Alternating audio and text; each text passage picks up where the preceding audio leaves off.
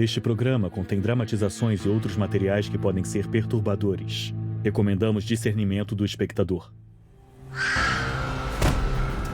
Ele é um monstro, um matador, um assassino em série. Eu não consigo imaginar tanta maldade.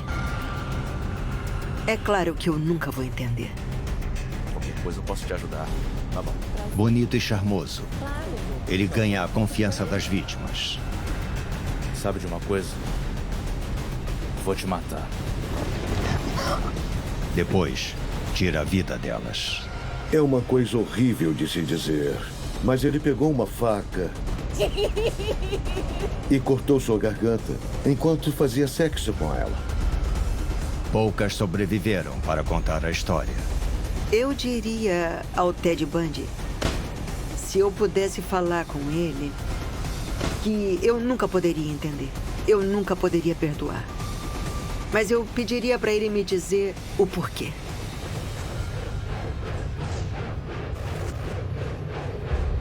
Este é As Sobreviventes de Ted Bundy. As Sobreviventes de Ted Bundy.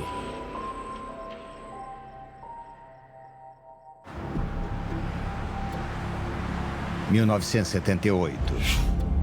Um assassino em série estava espalhando terror pela nação.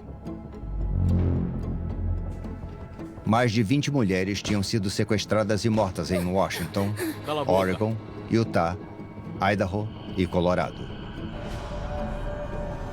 Ele era um grande manipulador. Ele manipulava todas as pessoas, eu acho, com quem ele tinha contato de um jeito ou de outro.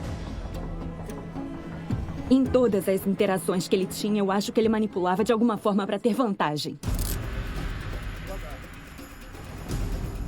Ele foi capturado 2 vezes.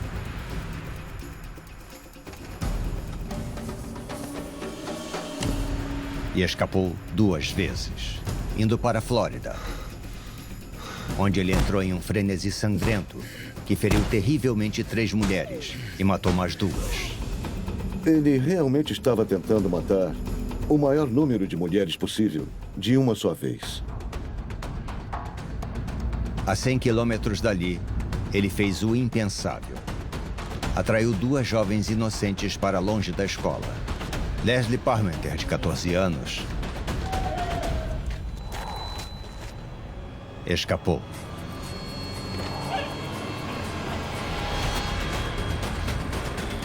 Entra.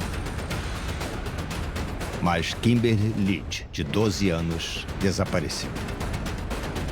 Ele estava lidando com uma criança que não podia revidar.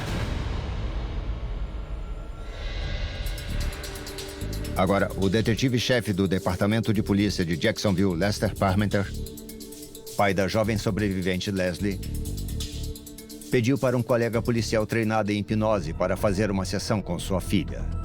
Ao entrar em transe, Leslie vai mergulhar em seu subconsciente, buscando pistas reprimidas que podem revelar a identidade de seu agressor e talvez levar os investigadores até Kimberly Leach. Leslie, quero que você se concentre. Leslie estava bastante confortável. O hipnotizador pediu para ela fechar os olhos e então ele a convidou a relaxar, até um estado de quase sonho.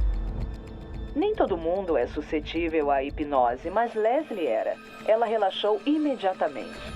Leslie? O hipnotizador levou a Leslie de volta ao dia da tentativa de sequestro. Conforme Leslie relaxava e entrava em um estado quase de sonho, o hipnotizador fazia perguntas muito específicas sobre o evento. Leslie volta ao dia em que estava no estacionamento, esperando seu irmão Danny para buscá-la. De repente, ela viu uma van branca parar bem ao seu lado. Eu tinha saído da escola e estava esperando o meu irmão. Um homem desceu. Ele não estava barbeado, parecia um pouco sujo e cheirava a álcool. Mas ele mostrou a ela um distintivo e disse que seu nome era Richard Burton e que era um bombeiro. Ele começou a fazer perguntas muito estranhas. Então, o hipnotizador vai mais fundo, na esperança de conseguir detalhes sobre o rosto do homem. Alguma expressão? Ele tinha cicatrizes? Qual era a cor das sobrancelhas? O criminoso pode se livrar da van, pode se livrar dos óculos que estava usando, pode tirar a barba, mas não pode mudar o seu rosto, principalmente os olhos.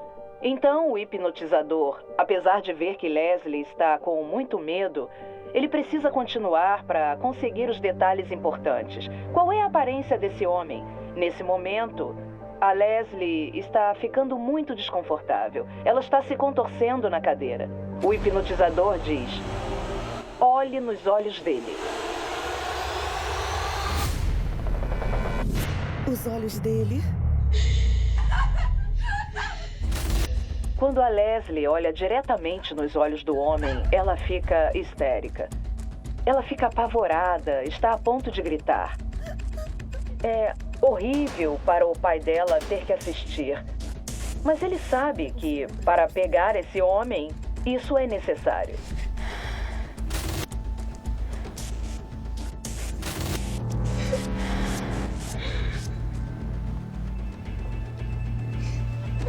Superando seus medos, Leslie consegue lembrar de detalhes o bastante para ajudar um artista a criar um retrato do suspeito.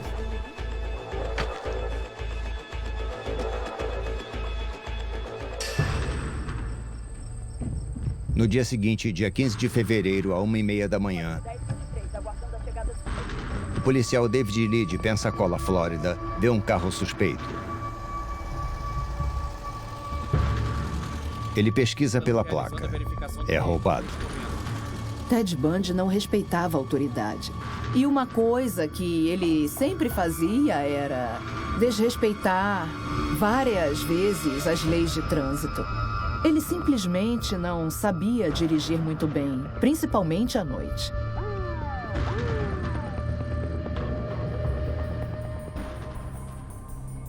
Senhor, pode sair do carro. O policial manda o suspeito sair do carro. Fique de joelhos. Ele começa a algemá-lo. Volte aqui! É aí que o suspeito sai correndo. Um tiro de aviso o joga no chão.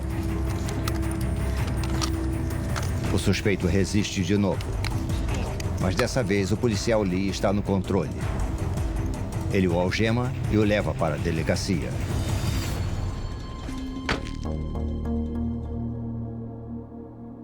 Chegando lá, o homem se identifica somente como Kenneth Meissner. Ele responde a poucas perguntas e parece altamente suspeito. Ele estava dirigindo um carro que tinha sido roubado em Tallahassee. E também dentro do carro estava cheio de mercadorias que ele tinha roubado ou que ele tinha comprado com cartões de crédito roubados.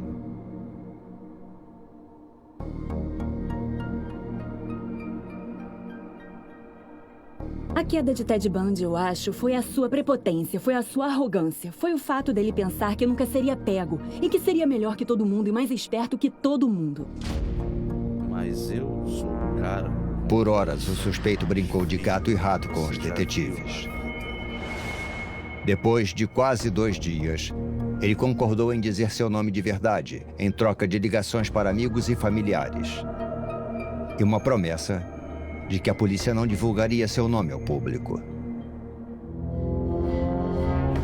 Ted Bundy sentia um certo orgulho dos crimes que ele cometia em Washington.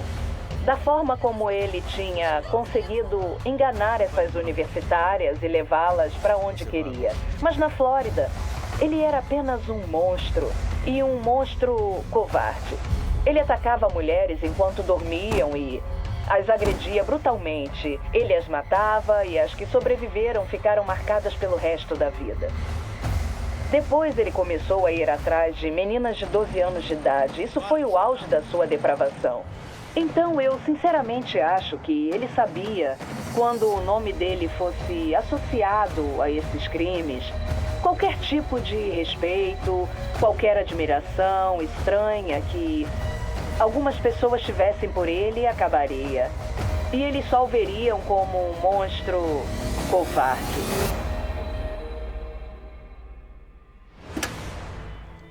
Uma das primeiras ligações foi para sua ex-namorada, Liz Klopfer. Ele disse que estava preso e eu perguntei onde. Ele disse que era na Flórida. Ele repetiu várias vezes que seria ruim quando a notícia saísse, que só sairia no dia seguinte e que estaria na imprensa, mas ia ser muito feio. Na ligação, Bundy confessa seus crimes.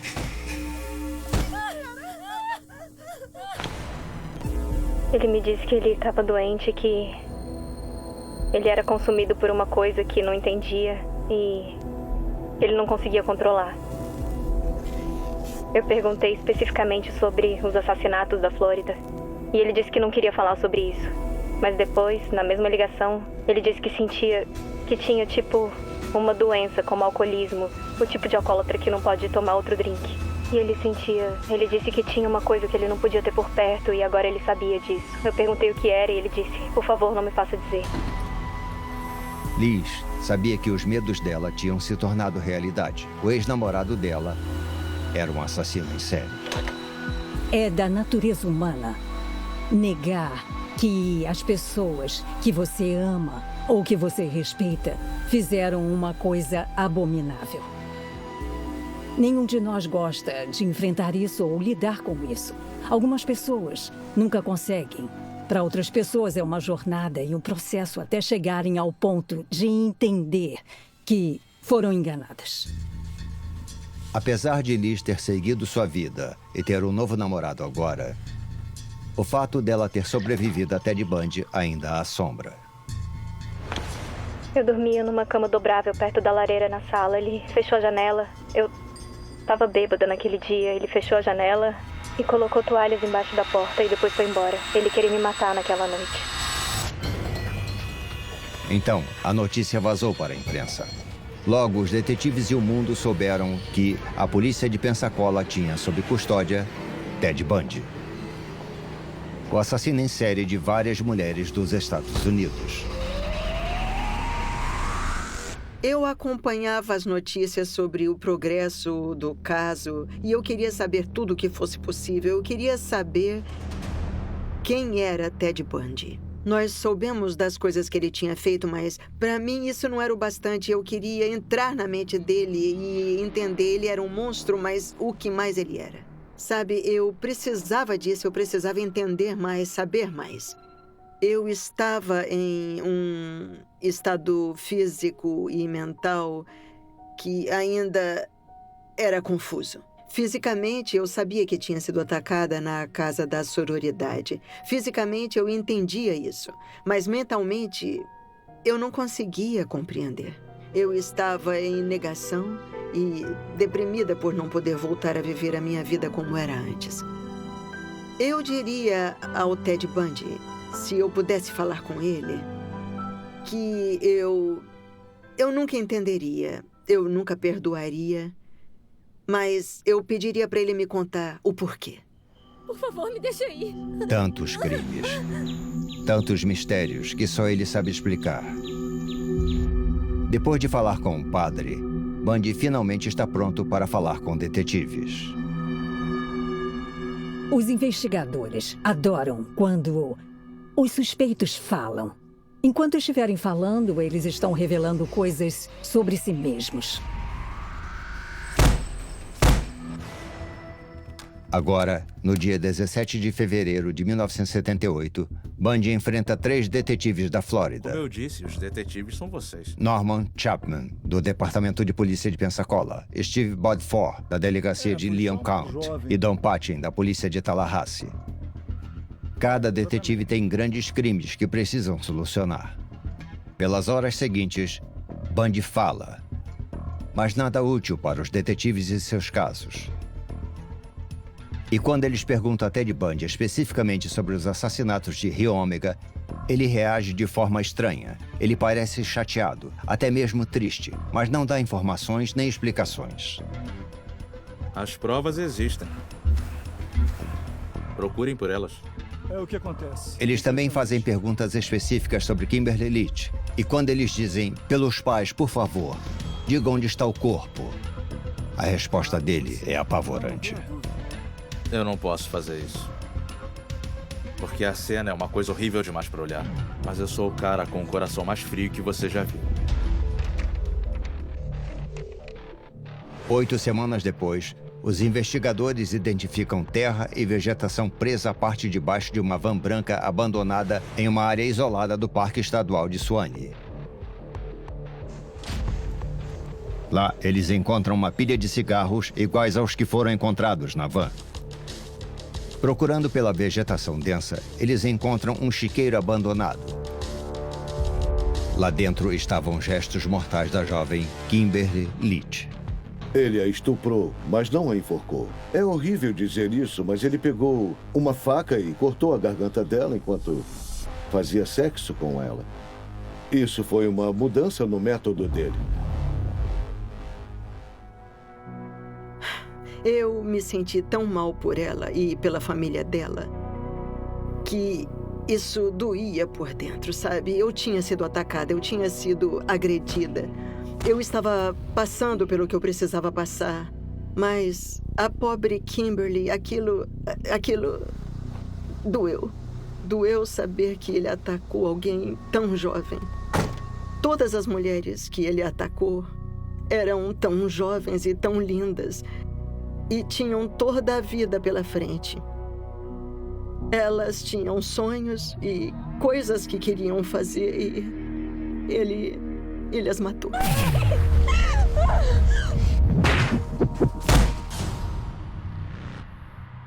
Para a família da sobrevivente Leslie Parmenter, a notícia causou um grande impacto.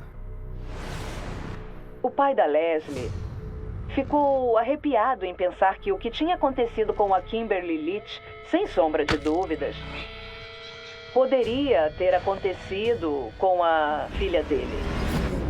Eu não consigo imaginar tanta maldade. Ele tinha esse desejo de sangue e agia nesse sentido, e matava, e mutilava, e... É claro, eu nunca vou entender isso.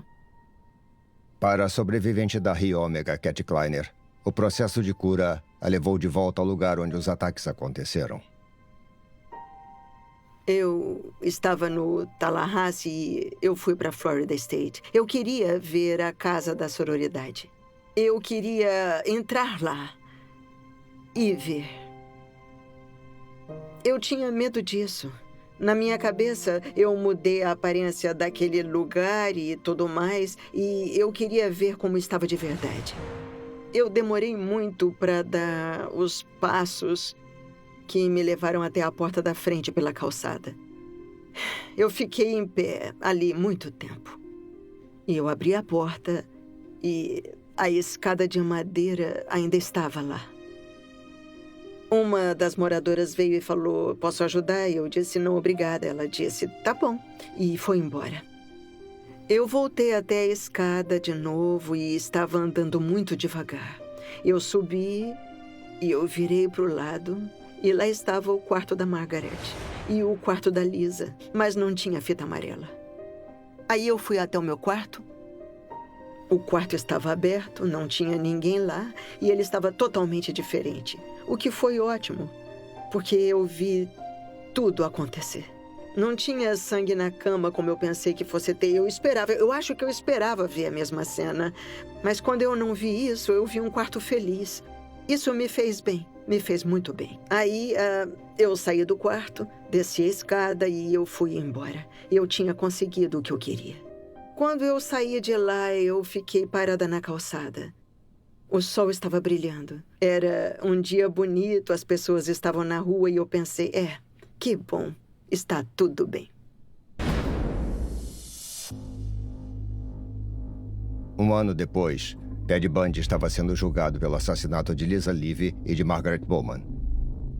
Pela tentativa de assassinato de Cat Kleiner, Karen Chandler e Cheryl Thomas. Cat e outras sobreviventes vão ver o assassino no tribunal.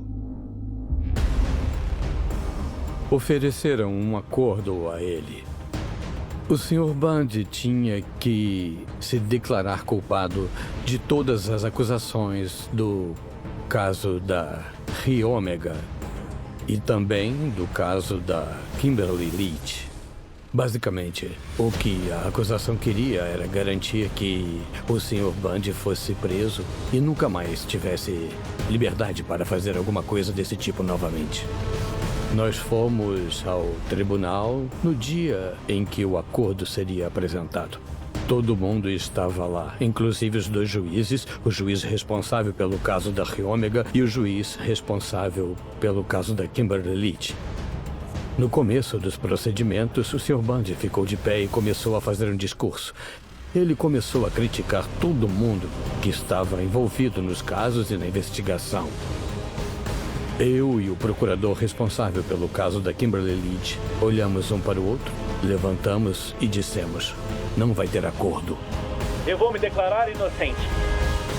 Agora, na frente do juiz e de centenas de jornalistas do mundo todo, as sobreviventes vão fazer tudo o que podem para garantir que Bundy nunca mais machuque ninguém. Quando chegou a minha vez de testemunhar, eu estava numa salinha e esperando a minha vez de entrar. Eles abriram a porta e o tribunal estava na minha frente. Eu olhei para frente e vi o Ted Bundy na mesa de defesa.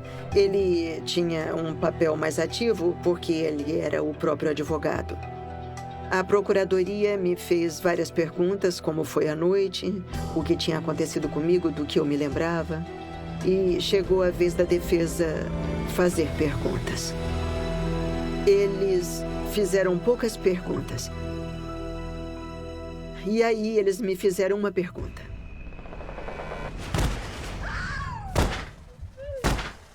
Foi esse o homem que você viu no seu quarto naquela noite? E eu tive que dizer, eu não sei.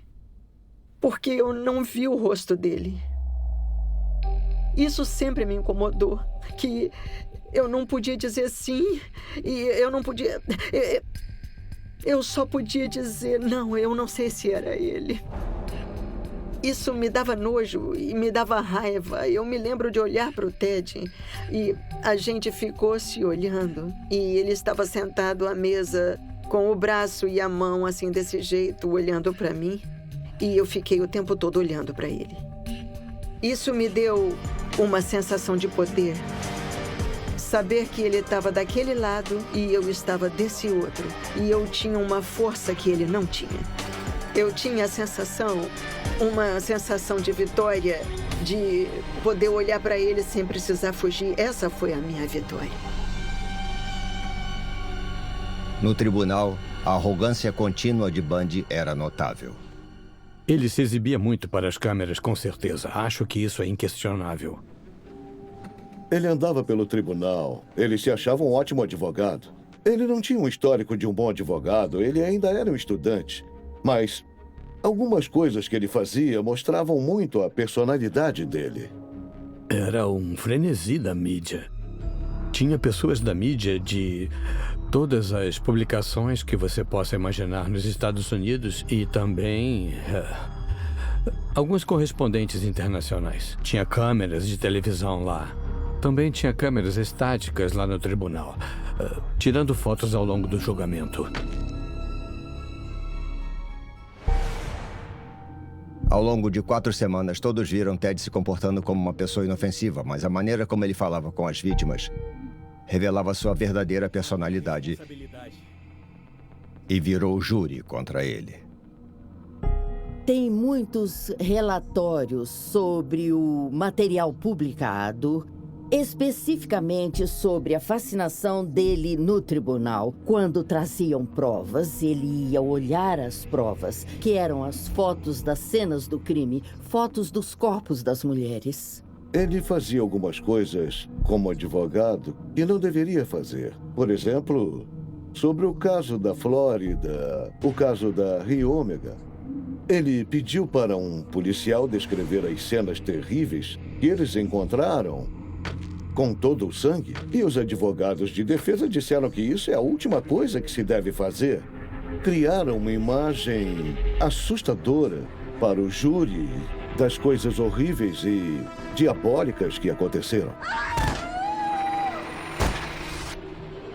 Ele reviveu tudo aquilo de novo, mesmo quando estava no tribunal. E as pessoas falavam das emoções inapropriadas dele. Por exemplo, ele sorria quando via as fotos das cenas do crime, porque ele lembrava do que tinha acontecido exatamente.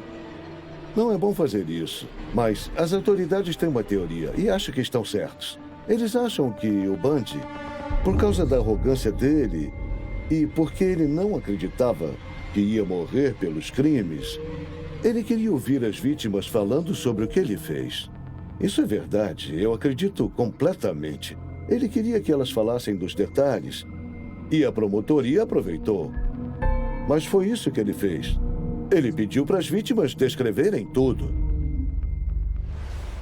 Ele era muito bom discutindo pequenas questões técnicas, conseguia pequenas vitórias aqui e ali. Ele achava que estava conquistando os jurados, mas era o contrário.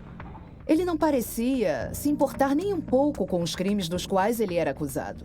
Ele está brincando de ser investigador, está se divertindo com isso e é muito arrogante, e o júri está percebendo. Ele não fazia ideia de como estava passando uma imagem ruim, apesar de estar brincando de ser advogado. O que era a maior fantasia dele. Você não viu? As provas da promotoria dependem de uma impressão dental. 2 mordidas encontradas nas costas de Lisa Levy. Antes desse caso, marcas de mordidas nunca tinham sido usadas em um tribunal no estado da Flórida. Nunca tinham sido aprovadas. Então, uma coisa que tivemos que fazer foi provar que isso era uma evidência científica bem estabelecida. A marca que usamos é chamada de mordida dupla. Em outras palavras, é uma situação em que quem mordeu uma vez, se afastou e depois mordeu uma segunda vez. Então, são 2 marcas de mordida na mesma área. Usando essa marca junto com o modelo da arcada dentária do Bundy, que foi feito com o mandado do tribunal, os odontologistas forenses que trabalharam no caso conseguiram identificar que a mordida foi feita por Ted Bundy.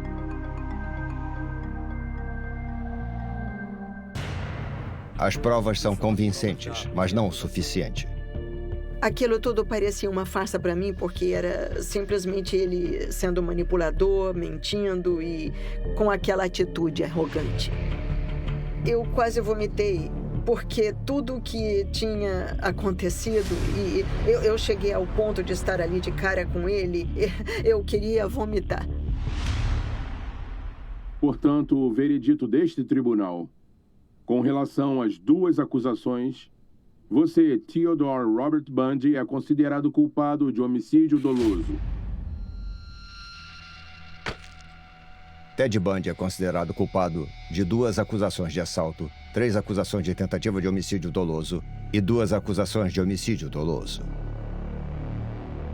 Apesar desses crimes horríveis, o juiz Cowart viu potencial no Bundy. Ele viu que ele podia ter sido um bom advogado e até comentou com ele. Você é um jovem inteligente. Você teria sido um bom advogado. Eu gostaria de ter visto você trabalhando, mas você escolheu outro caminho. Eu fiquei chateada. Eu pensei, se o juiz tivesse uma filha, podia deixar a filha dele namorar com o Ted. No assassinato da Rhi Omega de Lisa Levy e Margaret Bowman, e você será condenado à morte. O juiz condena Ted Bundy à morte na cadeira elétrica. A Corte do Estado da Flórida encerra... Quando eu fiquei sabendo do resultado, que ele tinha sido condenado, foi bom saber que ele nunca mais faria uma coisa dessas. Mas para mim não foi suficiente, porque eu ficava pensando na Margaret e na Lisa. E ele ia continuar vivendo enquanto que elas não, nem podiam. E eu não achava justo que ele continuasse vivendo. Ele foi condenado à morte, mas esse processo era demorado e aquilo me incomodava. O tempo de espera até a execução dele. Então, 6 meses depois, em Orlando, na Flórida, Bundy enfrenta um segundo julgamento pelo assassinato de Kimberly List, de 12 anos. De novo, o caso depende de provas forenses. Fibras que ligavam Kimberly à van branca. E o mais condenatório, na cena do crime, técnicos encontraram fibras do blazer azul do Bundy nas roupas da Kimberly. Dessa vez, Bundy ficou de lado e deixou seus advogados trabalharem na defesa. O comportamento dele era rabugento e infantil. Ele queria atenção e estava recebendo. Ele gostava de ser a sensação da mídia. Depois de 7 horas de deliberações, o júri voltou com o veredito. Você, Theodore Robert Bundy, foi considerado culpado por homicídio doloso e será sentenciado à morte. A reação do Bundy foi que ele ficou incrédulo por ter sido condenado pelo júri e por ter sido sentenciado.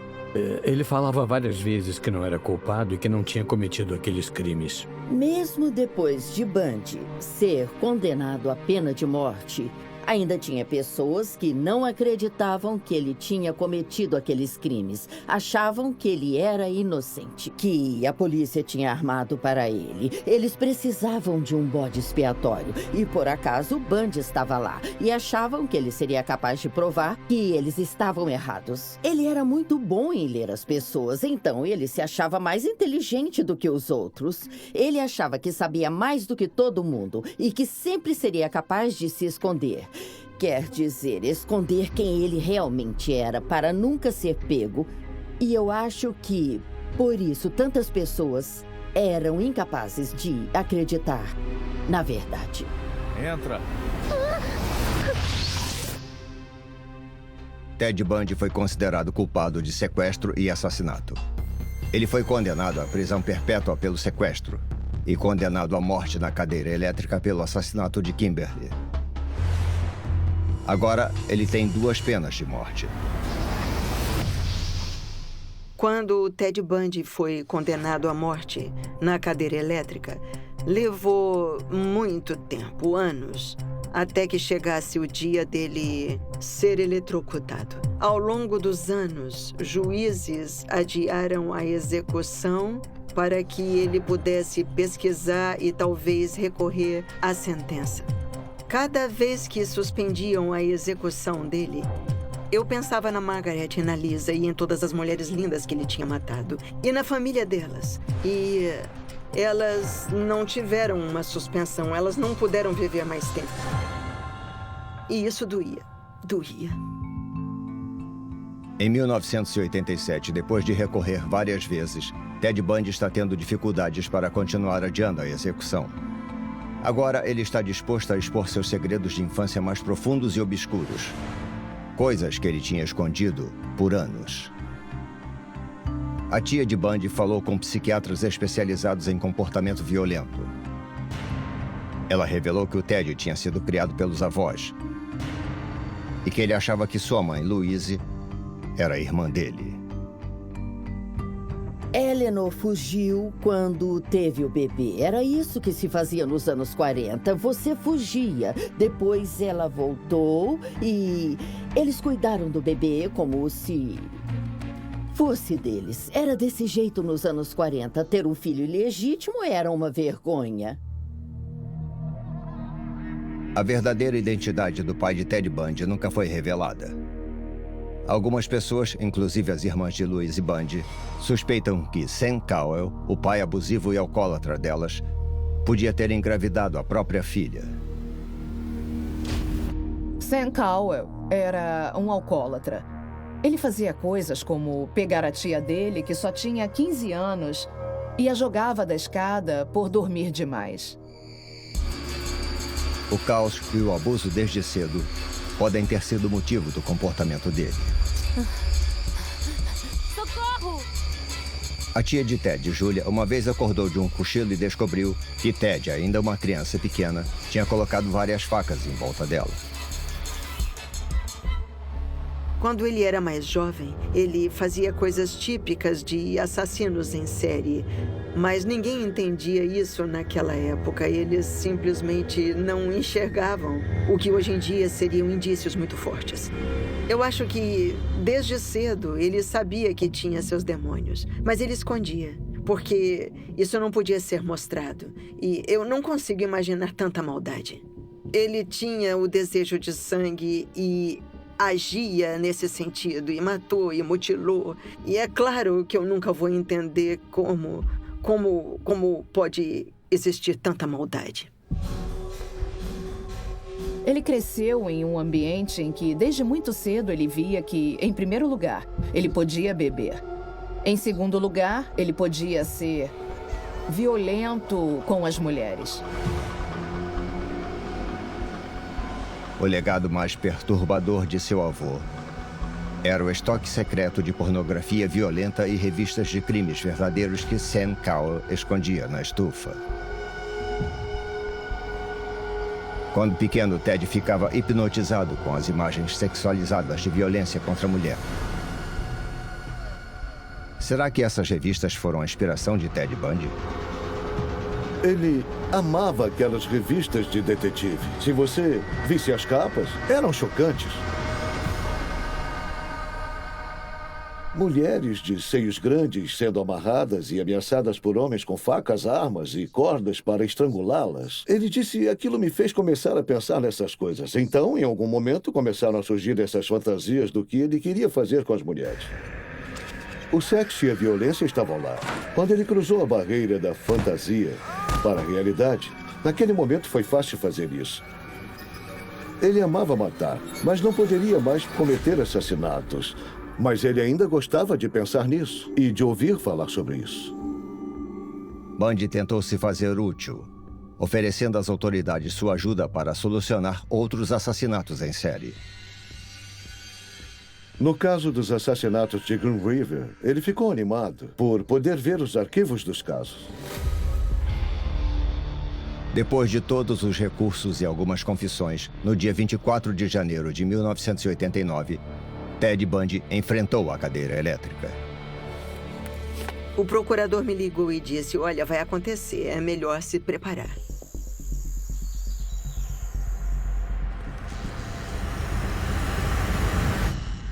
Às 7h16 da manhã, ele foi declarado morto. Do lado de fora da prisão, as pessoas comemoravam.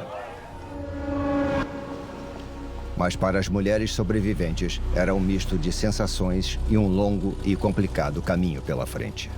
Eu e o meu marido Scott estávamos sentados no nosso sofá, na nossa casa. E eu estava assistindo ao noticiário quando recebi uma ligação do procurador dizendo: ele está morto, acabou. Quando eu fiquei sabendo, eu estava no sofá, o meu marido me amparou. E eu chorei. E eu chorei. E eu chorei. O meu marido estava me abraçando e na minha cabeça eu estava pensando em cada uma das mulheres e eu chorei por elas. E depois eu pensei na Margaret e na Lisa. E eu chorei pelo descanso delas. Eu acho que eu nunca chorei por mim. No dia em que o Ted Bundy morreu, eu recebi uma ligação do meu amigo Bob. E aquilo mexeu muito com ele, com todos os nossos amigos. Não são só as vítimas, é a família toda e todos os amigos. Todo mundo é muito, muito afetado. Não fui só eu. Eu acho que eu tive sorte nessa situação porque eles tiveram que lidar com tudo que veio depois. Eu estava inconsciente no hospital, mas eles não. Eles tiveram que lidar com tudo o que aconteceu depois. Eu acho que ele era mau. Acho que ele era um homem muito mau. Acho que ele mereceu o que aconteceu. Eu fiquei feliz. Ted Bundy tinha que morrer. Ele matava só por prazer. Ele não parou quando foi preso. Ele não parou quando descobriram. Ele fugiria, mataria de novo. O único jeito de parar com isso era tirando a vida dele. Eu acho que a minha experiência com Ted Bundy afetou todos os aspectos da minha vida. Mudou a minha autoestima, mudou a minha confiança, até a minha confiança em mim mesma. Eu me tornei mais introvertida, menos social. Mudou a forma como eu tirava férias. Eu nunca passei a esquiar. Eu não vou para as montanhas, eu não acampo. ou faço piquenique em canyons. Eu escolho acampar no deserto ou na praia. Eu nunca me sentei numa ponte perto de um riacho, com os pés dentro da água, com os meus filhos ou meus netos. Eu ainda tenho sintomas de estresse pós-traumático, mas eu me sinto bem por saber que minha história ajuda outras pessoas. Passar por um evento traumático é algo que pode afetar a sua vida inteira. Existem pessoas que passaram por eventos traumáticos e ainda estão lidando com isso 20 anos depois, 30 ou 40 anos depois. Acontece que as emoções ficam com você porque você sabe que é um sobrevivente. E outra pessoa não. Talvez você se sinta culpada, talvez você não se sinta culpada. Algumas pessoas provavelmente se sentem culpadas e outras não, porque foi pura sorte. Mesmo depois da tentativa de Ted Bundy de tirar tudo o que elas tinham, todas essas mulheres hoje têm carreiras de sucesso e famílias amorosas. Dentro do possível, seja otimista e viva sua vida. Sabe, uma coisa boa que aconteceu comigo é que eu nunca mais tive um dia ruim. Quer dizer, eu vivo um dia de cada vez. E eu também nunca pensei em mim mesma como uma vítima. Quer dizer, é claro que eu fui agredida, mas eu não sou uma vítima. Se você pensar em si mesma como vítima, será vítima pelo resto da vida. E essa é a parte mais danosa. Eu acho que passar por tudo isso me fez perceber como eu sou forte. Que eu posso passar por uma coisa e ainda vai ter alguma coisa do outro lado. Eu vejo um obstáculo e eu olho em volta dele, vejo o que tem lá, porque, sabe, a minha vida foi maravilhosa. Os amigos que eu tenho, a família, o meu filho. Eu posso superar isso e estar onde eu quero estar e me cercar de pessoas que eu amo e saber a importância da família e o que o amor pode fazer. Eu espero poder ajudar as pessoas que sentem que não podem fazer nada com a vida delas, que elas não estão no controle. Eu quero que elas saibam que estão no controle. Tudo depende do que você escolhe fazer. As verdadeiras heroínas são as vítimas e a família de cada uma delas, com tudo que elas viveram e todas as suas lutas, e ninguém lembra disso. Mas as pessoas sabem quem é Ted Bundy. As pessoas conhecem os assassinos. Essa é uma forma de pensar que eu espero que o nosso país possa superar. Espero que passem a focar nas mulheres.